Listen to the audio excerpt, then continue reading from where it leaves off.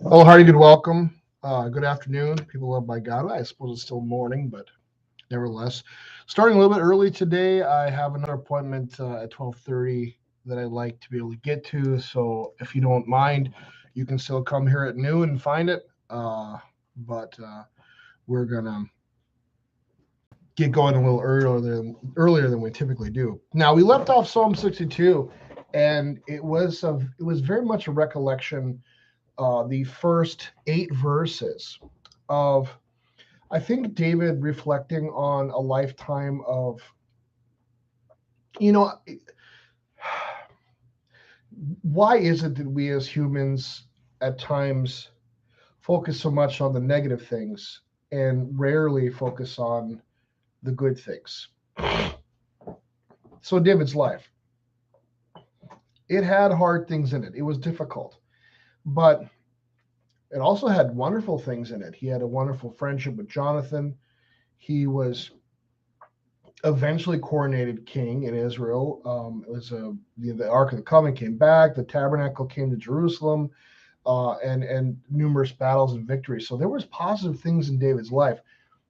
And reading at least what the scriptures show us, David went through probably more persecution than the average bear, uh, but he had good things happen in his life as well. So his life is fairly balanced. But David is someone who meditates often on his sufferings and his difficulties. Maybe prophetically he's aware that this kind of meditation on the difficulties of life is helpful to other believers, right? It's helpful for us to um, read the thoughts and monologue of someone who has gone through it, and maybe it can shepherd us through it as well. Excuse me. um, so it's strange. I mean, as an outside observer, I'd probably look at David's life as being kind of a wash of both good things and bad. But when you read David, oftentimes it almost gives an impression that it was more bad than good. That's what we had here, and he's kind of reflecting on dealing with the the nature of sin and the nature of the world. That the world is full of evil. When you are God's chosen people and you listen to His word, you follow His word, you make yourself a target for the evil one and everything that the evil one can marshal against you. Demonic forces, the corruption of the world, corruption of people. So he can throw a lot of things at you. I think that's the same thing today. You're baptized by Christ, and I think the devil is in the business of trying to shut down the proclamation of the gospel, shut down people who believe and want to proclaim that gospel. So I think it is true. Now, the devil's weapons in comparison to God is very much like the the British Solomon Islands going to war against the United States government, right? I mean, it's kind of a silly endeavor. We should never think the devil has more power and his minions have more power, but he nevertheless carries on in this battle because he's evil, obsessed, sinful, you name it.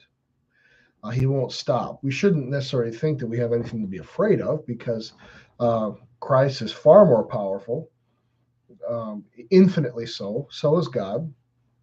His angels are more powerful. His good angels are more powerful than evil angels, infinitely so. I mean, so there's just no reason to be afraid, and yet these are the things that the devil marshals at us because we're God's chosen people, right? It's just going to happen. There's going to be suffering. So he's meditating on a life that I think we can identify with, a life that is filled with an understanding of how things should be and the ability to look at the world and see it for what it is. It doesn't take long for a person to look at the world, no matter what age you are, or, I mean, like everyone can see us. They look at the world, they have a pretty good understanding because of natural law and maybe things they've learned as well, what the world should be. And very often the world doesn't measure up. It fails, and sometimes spectacularly so. The world is not what it's supposed to be or what we'd like it to be. So David is meditating on this human thing. I think it's something we can all identify with. We see it in other poets and other places, of just being tired of fighting the good fight of faith and being persecuted or having difficult life because of it. So there's this one really key line that I just kind of identify with it. It just makes I think about it a lot. Verse 3: how long will all of you attack a man to batter him, like a leaning wall, a tottering fence? So, sorry, David is kind of comparing himself to a leaning wall or a tottering fence. I think that's interesting. Um, you know, that I think really encapsulates what's going on in his mind, right? Like what's going on to him. They plan to thrust him down from his high position. They take pleasure in lying, falsehoods. They bless with their mouths, but inwardly they curse. So this is the kind of people he's up against, and he hasn't fallen down, but he isn't exactly as tip top and straight as he used to be. Do you know what I mean? Like the fence is leaning now. I think we can kind of understand that. But a leaning fence is still a fence.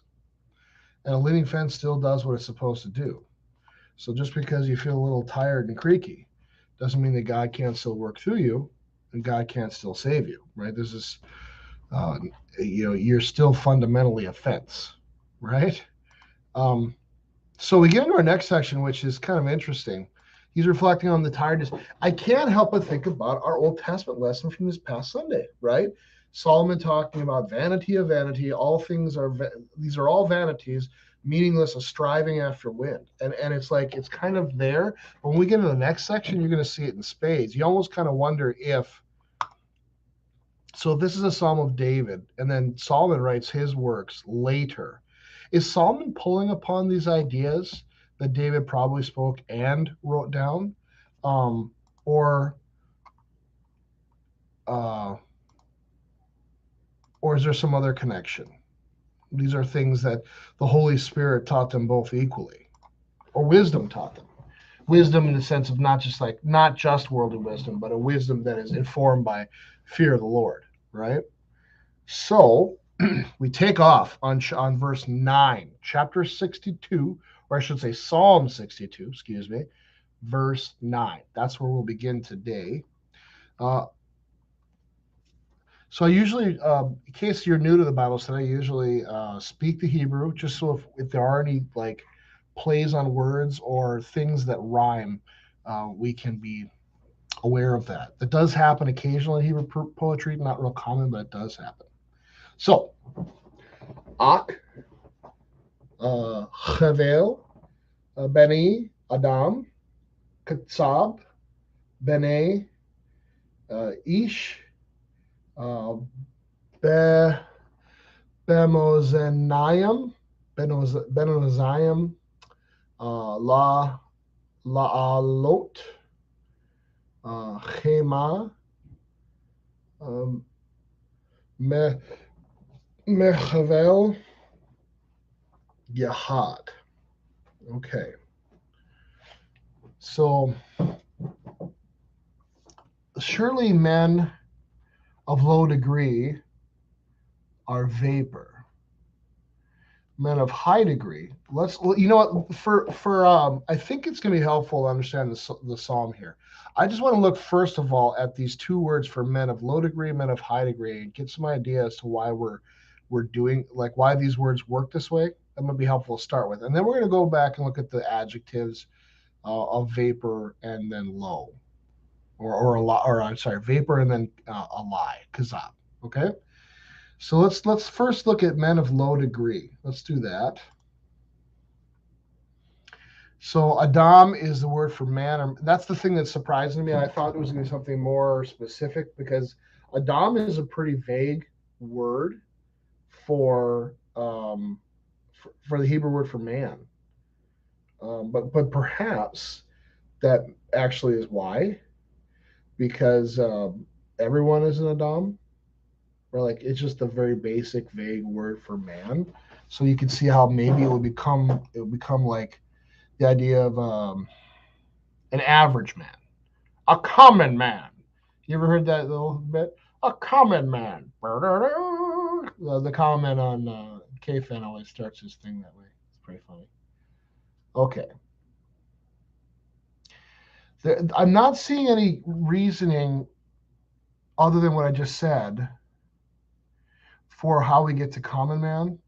In other words, there's no word history or etymology here that tells us why the word for Adam, man, became to be used as common man, other than what I'm saying to you is that if everyone is a man, then you get to like, well, a common man is just an Adam, right?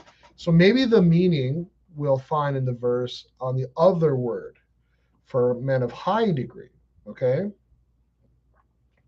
So,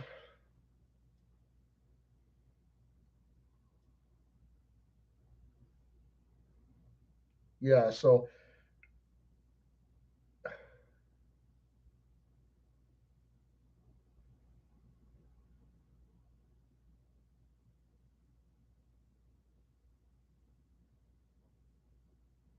huh.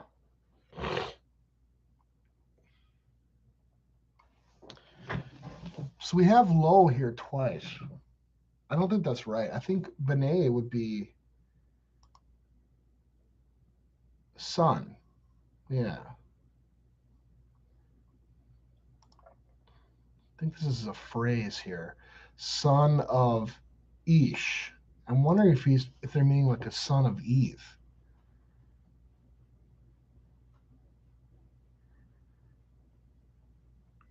Oh, okay. Yeah, I forgot. Ish is man, Isha is woman. So a son of a man, as opposed to a man. Maybe it's just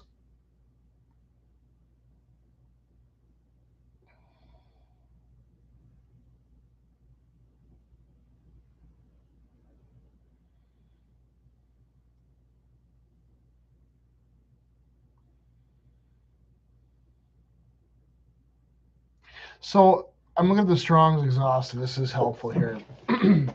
Great mighty man, high degree, him that is husband of mankind, contracted for a nosh, or perhaps from an unused root meaning to be. A man is an individual or a male person, often used as an adjunct to a more definite term. So yeah, for some reason, B'nai Ish, a son of man, is a more proper, like. So you have a vague word for man, and then you have like B'nai Ish, which is son of a man, which is a higher, apparently like more. It's more specialized, less vague, and then that's how we get like this idea of low versus high. My wondering is this is could this perhaps Hebrew had what's the word not paradigms but what's it called, idioms. Hebrew had idioms just like English does. What would be an idiom in English that like doesn't make a ton of sense outside of our cultural English connection? Like an idiom would be like a small phrase that only makes sense in that language, right? And so I'm wondering if this comparison here, right, Ish versus Adamah, maybe it's an idiom that we aren't aware of, but like it's like Hebrews do this often. Hebrew rabbis do this often. They compare two things. Um, so maybe it's a turn of a phrase where this has been said before. Low versus high, right? We compare them. Okay. So they're a vapor. The low people are a vapor. Vapor or breath. I think the way Solomon uses this as well. A vapor would be something that's here one moment, gone the next, right? That's very much like not. It's not matter. It's not constructive. It's this thing that you put your hands in. It there's no substance to it. It's and it's here and then it's gone a second later, which I think is really what the writer is David's getting at with like the common man. The common man toils for a period of time, and he's never known for anything. It's as though he didn't exist, right? He never had any. Whereas maybe a person of high degree, someone who either held office, had money, did something heroic, served valiantly, right? Um, they are not a whiff of smoke, but they are a lie. And I wonder if David is getting to this thing here. That's an interesting thought. A false sort of deceptive thing. You know the old phrase in English, never meet your heroes? Could David be reflecting on his own life and his, what's the word, treachery, his malfeasance with Bathsheba? This would have, I think this psalm, the way he's reflecting on his later life, would be post Bathsheba, towards the end of his ministry or end of his reign. So this, like, in other words, the things that make men rich, or the things that make men powerful, or the things that make men valiant soldiers, they're all lies. I think that's something we can identify with, like the bona fides of our leaders and our politicians. Are they real, or are they lies? What wasn't it? Didn't George W. Bush make a big deal about his military service, and he basically served sparingly as a National Guard guy in Texas. He never left the country, never served in a forward battle, and so stuff like that. Like they want to make something appear one way, but you realize that no, that's not actually what this person was. You think of someone like, how do you? I can't remember. Maybe it's Batman versus Superman. I can't. It's in a couple of movies, but that's one that sticks out in my head right now, where they're talking about the Wayne family. Bruce Wayne is, we probably got some older people who don't know who Batman or Bruce. It doesn't make any sense. Bruce Wayne is Batman, is his alter ego, and the Wayne family is independently wealthy. And part of the movie talks about, how does any family become a rich family? Well, somewhere far, far, far, far back, we don't want to admit, one of our ancestors, maybe not always, but probably sometimes, right? They gained their fortune through ill-gotten ways, right? Like a lot of families built money during, what was it, temperance. They're running alcohol. They were maybe criminals. They were uh, black mark. Who knows where they made the money? But then they made that money, and now they kind of turn to less nefarious pursuits. Um, so even when it comes to money, right? Don't meet your heroes. Don't find out what's really behind the curtain. You won't like it, you know. So yeah, I wonder if that's what he's getting at here. Low common men who live, they're a vapor, and high men don't meet them because they won't live up to the hype. Yeah. Okay. So then we have this on the scales. If they are weighed, they are lighter altogether than vapor. Well, I mean, let's just hear what the ESV translates. It says in the balances they go up.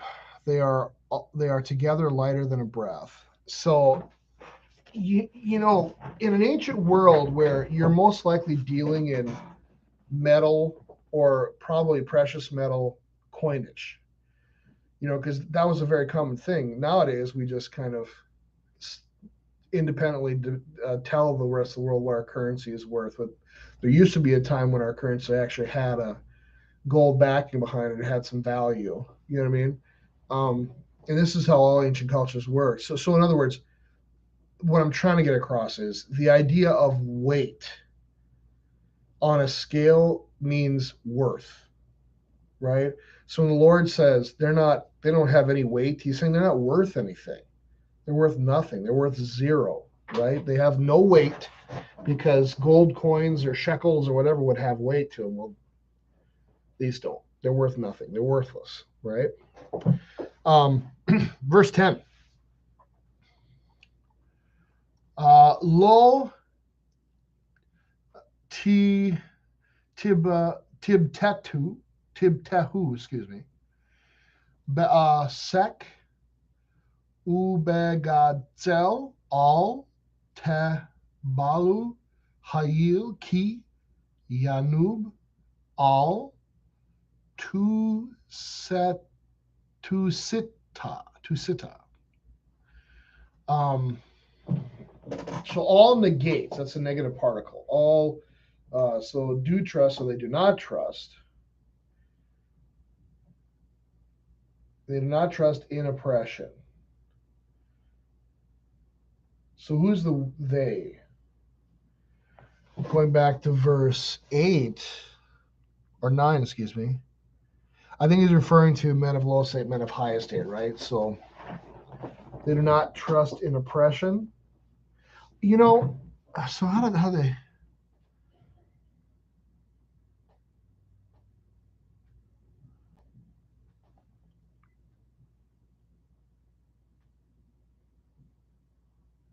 All. Let's take a look at this trust word, because ESV is getting a dramatically different translation here. Yeah, it means to trust. Feel secure. Put your trust in. Rely. Confidence. Have confidence. Okay. So do not put confidence.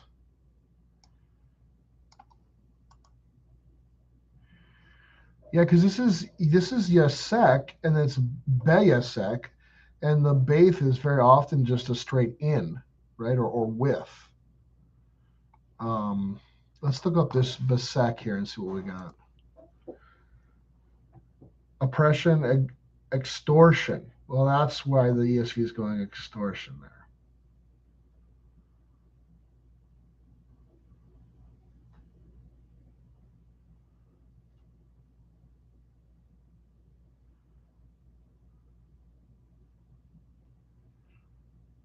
Gain of extortion. Okay. So that is why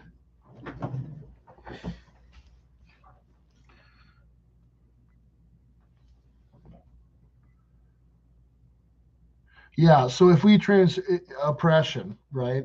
So if we did it, do not trust extortion, nor vainly hope in robbery. I think so. I think we'll split the psalm up, the verse up there, because I think that these two ideas are similar, and I think, you know, for lack of maybe a good analogy would be the lottery, right? Now, the lottery is not extortion nor robbery, okay, but it is, in my opinion, I've always felt this way. The lottery is um, covetousness, right? We want something that's not ours. We want a couple of $1 billion that we didn't earn, right? They were just kind of. I mean, we bought a ticket, but the ticket is not commensurate with, you know. So what I'm saying is the only reason that gambling in general is exciting is because you're getting something that wasn't yours to begin with, right? It's breaking the eighth or ninth and 10th commandment. It's breaking the first commandment. Um, so, like a lottery ticket, you know, the idea of working hard might not be your milieu. You might not want to do that, but perhaps you want to go the easy route. You want to rob and you want to steal and you want to extort, right? And the writer is saying, don't put your hopes in that. Don't put your trust in that. That's a bad idea. It might seem good because, you know, for a small amount of effort or time, you earn a larger payday than if you just worked. Although at times it is kind of funny. Like I'm always amazed by one of the ones that I think is funny is a lot of people will collect pennies and then melt them down for copper, take them into a recycling area, and they make some money. It's not a lot of money. Or these guys that cut the guys that cut the not mufflers, but the catalytic converters out of cars because they have like platinum and other precious metals inside of them. It's mostly for the platinum. Um, I mean, they're crawling underneath cars. Who knows what's down underneath a car, right? It's hot during the summer, possibly, or it's cold, or it's dangerous, and you can get caught and thrown in jail for it. And you just kind of marvel and say to yourself, why don't you're going through so much effort? Why don't you just go get a job? It's a whole heck of a lot easier and less stress, you know. But you kind of wonder, like, if you guys would just put that much effort that you're putting into planning to steal and everything else into actually just working, I think you'd find your life would be a lot simpler. Anyway, so yeah, don't put your hopes in that. And then the psalm goes on to say, for whatever reason, whether it is from stealing or extortion, or perhaps it's just good fortune, windfall, don't put your trust in your riches. Do not set on them, right? If riches increase, do not set on them. Do not. Sorry. It says, I forgot to read this. Do not set on them your heart, lave. Uh, so don't set your heart on. Don't make them. Don't make the riches the prized possession of your heart. The prized possession of your heart should always be God, right? It's a mistake, and I can't help but think about because so our lesson from Ecclesiastes in church on Sunday was he basically says uh, uh, trying to store up a large treasure of things is folly, of money, of retirement, of whatever. It's folly because you're just gonna have to at one point you're gonna have to die and then hand it over to someone who didn't earn it and who's maybe not that bright, right? So why bother? Why do this? He basically he kind of gives us a solution eventually, saying, um, he gives a solution that is a guy. He's basically saying you in the Ecclesiastes ring. He's saying you can't escape toil. So what's the best solution? That a person should enjoy their toil. That they should work. As St. Paul would say, anyone who wants to eat bread should work for it, right? So this Solomon's like, you should work and find enjoyment in your toil, and then that's your life. Now, enjoyment in your toil doesn't necessarily. I think a lot of young people really confuse this. That enjoyment in my toil is that I have to enjoy my toil, and I don't think that's necessarily the case. I think we've really confused this in our lives, in our modern culture.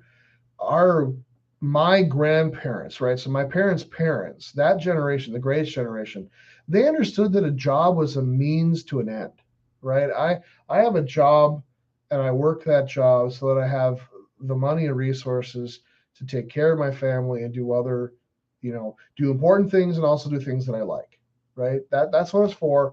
I don't have to enjoy every minute of my job. And in fact, anyone who is looking for a job that you enjoy every bit of it, you're never going to find it, and you're always going to be dissatisfied.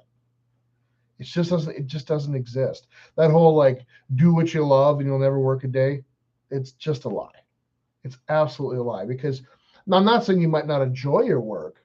That's possible. I enjoy my work. I enjoy my work very much. In fact, I think it's crazy that I get paid to take care of people and preach the gospel. It's a pretty great job. But it isn't perfect like any job, right? There are bad things to it too. And if I put all my hope in finding like the perfect job, it's kind of like trying to find the perfect spouse. It just doesn't exist. You find someone whom with you can get along and grow with, and to a certain extent your values and beliefs overlap. But the reality is that we're all probably, I think God intends for us to marry the people that we marry. I don't think that's outside of his plan. But is it possible to make a relationship work with a variety of people? Yeah. The idea of a soulmate, and if I never find that soulmate, I'll never get married, is ridiculous. It doesn't exist. Marriage is hard work, right? You work at it, you forgive, you learn together, you do your best to communicate, even if you're not a very good communicator, you know? So don't set your hearts on your riches. Find enjoyment in your day-to-day toil, and make, and live out your vocations, right? If you're a father, if you're a mother, if you're a worker, a pastor, I mean, whatever the things may be, you live out those vocations to the best of your ability. And sometimes a job is making sure I can take care of my kids, and that's okay, right? It doesn't have to be the perfect job. We sit around and look for that perfect job. We're going to probably bounce from job to job, never build up a career, and probably miss out on the things that are really important. And also to the idea that you can be fulfilled completely by your career, I think that's a lie. I just think it's a lie. I think it's like a delusion people want to believe, but it's not true. Verse 11. Ahat deber Elohim Satayim Tu Samaeti Ki Ots Elohim. So I know you recognize a couple of those words. Elohim, right? Was in there twice. And then oh no, that was it. Just the Elohims. Okay. I think here we have another idiom in Hebrew. And let's look it up here. Vivid way of emphasizing the certainty of the statement that follows. So dabar is just, I'm sorry, dibber or deber is just dabar with the vowels modified a bit, right? So dabar is the word, is word. And I think deber then is I think is it just a verb? Yeah, it's just a perfect verb, right? Which is interesting because Hebrew does this a lot. Whenever God speaks, it's perfect. And perfect, our understanding of the perfect tense is that it's a past action that has a result that continues on into the future, right? So this idea that it is perfect, like a lot of times it's used with like God, when God makes declarations or promises, right? So he does something in the past, but its effects never end, right? They just continue in perpetuity, right? So God speaking the word, that never ends, right? It's a perfect verb there. So God has spoken once, God has spoken twice, this I have heard. How does the Hebrew say it? Once God has spoken, twice have I heard this. That makes sense, yeah. Twice have I heard. Better English language. That to God, power belongs is actually assumed, right? And I think this points back to the tail end of verse 10. Putting your joy, putting your hope in your riches, when the reality is God is the source and font of all power. If I'm going to put my faith or hope or trust into something, I got to put it into Him, not into my money, right? Power belongs to our God. Verse 12. Uleka Adonai Chesed, excuse me. Ki ata tasalem laish kama asehu. Kama asehu. Okay. So, and to you, Lord Adonai, belongs mercy.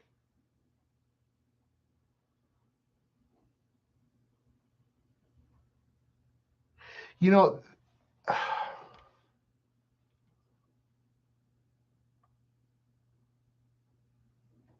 So I think this would be basically David trying to remind God of who he is and what he does. This happens a lot in the Old Testament.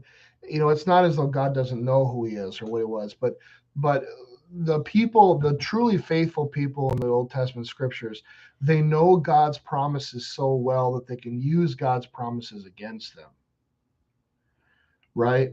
For if let's say hypothetically, if there was a reason, I don't know if I see one here, but maybe David perceives one, that there's a reason that God might abandon him, right? And he starts off the sentence by saying, you're the author of mercy, you're the Lord of mercy, right? Or as the ESV states, to you, O Lord, belongs steadfast love, this hesed, this mercy, right? So you're the God of chesed towards us, right? And then he puts in his hope or his maybe prayer request. For you render to each one according to his work. So in other words, David is kind of, I think we could look at it two ways. David simply stating a fact, right? God is merciful because he renders to each one according to his work. Or a request. God, you're the merciful one. Render, for you render to each one according to his work. And with an implication maybe that render to each one according to his work, right? There's people who are persecuting me. It'd be nice if you'd start rendering. So it kind of, which I think perhaps relates better back to verse 3, right? David kind of contemplating his state. And so it almost, I wonder if it is almost more of a question or a hope because of the fact that he's getting battered. And maybe he's saying it as a hope also because he's closer to death here than he is in any of the other places that we've read. So maybe David's not asking about other people who are doing evil. Maybe he's asking for himself, who he hopes has done good. Render to each one according to his work. And of course, John 6:27 and other places in the Bible, that's one I think of right away. They can say, people come to Jesus and say, Lord, what must we do to be saved? And Christ literally says, believe in the one whom is sent. They said, what do we have to do to inherit heaven? And Jesus Christ says, believe in me. So that is the number one work. And if we're talking about according to each his work, well, your first work is your faith. And I don't mean that like you did it, but I mean that this is what we do. We trust in God because of the Holy Spirit. So in other words, it isn't a work in that it merits any salvation. What I'm saying is that if you're going to talk about judgmental language, and what I mean in a positive way, like God judging the nations, he's going to look at your works. He talks about this in Revelation, a couple other places. God is going to judge your works. And that might be very scary. But the nice thing is the very first work he's going to judge is our faith in Christ. And that, also a gift from the Holy Spirit, is enough.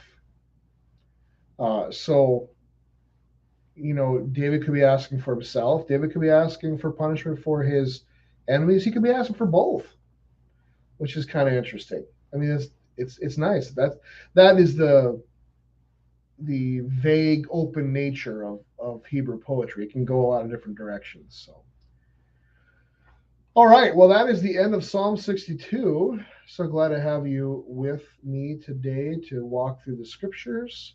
We'll take off on Psalm 63 next week, which is a shorter psalm. So perhaps we'll be able to get through it in one go as opposed to having to break it up. But always my pleasure to be with you, to share the word of God with you and teach you a little bit about history and also Hebrew.